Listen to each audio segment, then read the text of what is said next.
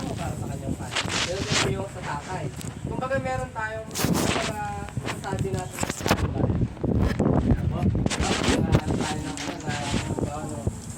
boyfriend, girlfriend natin. Mga pag tayo naghanap tayo ng mga ganun natin. Sa mga ano po natin dyan, sa mga nanay natin. Ito sa mga standby. So meron tayo ano nga ba dapat yung isang ganito? Ano ba dapat yung isang ganito? Kapag bumoto tayo ng governor, ng mayor, ng president, may hinahanap tayong something sa kanila. Kumbaga dapat ganito. Pero ang dahil po nito tayo sa Bible study, sa church natin, ano nga po ba dapat ang makita sa buhay ng isang Kristiyano?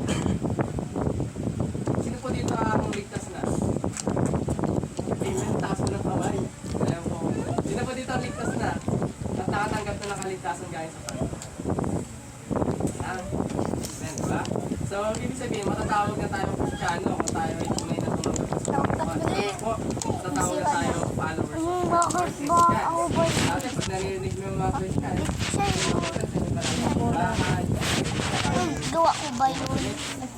ayan po. Pero ngayon, isipin natin tayo na yung Christian. Tayo na yung tinatawag na Christian. Ngayon po, mas mapapagalanap po natin sa atin. Pero, nasa po manalangin ko. Lord, maraming salamat sa kapit nito.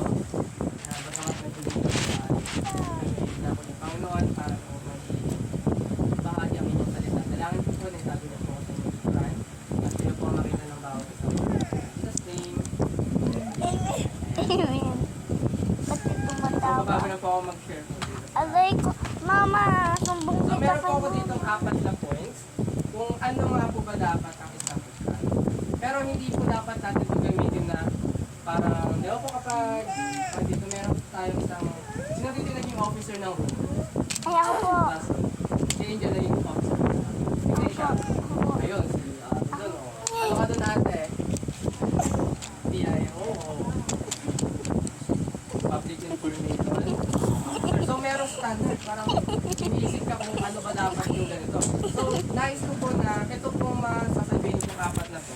Hindi po ito tumaling sa atin na para maging question.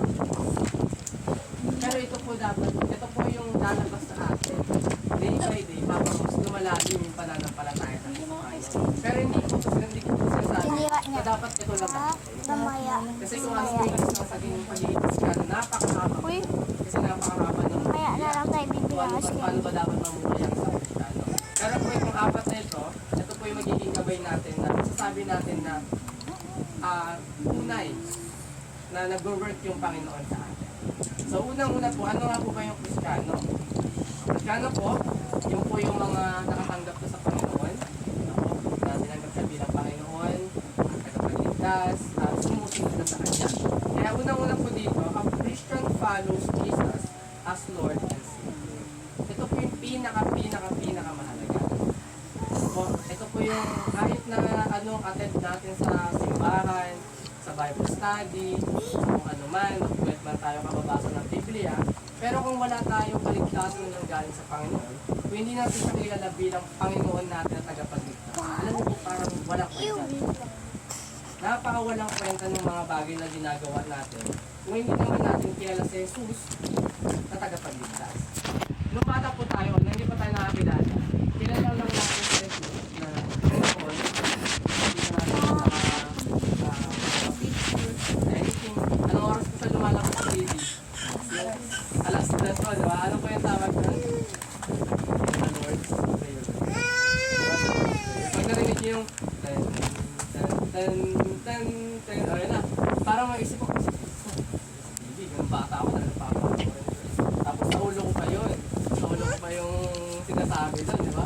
Pero, inyo, pray ka, lahat gagawin mo. Lahat na akala mo tama, gagawa ka ng mabuti. Pero hindi pala yun yung pagiging Kristiyano.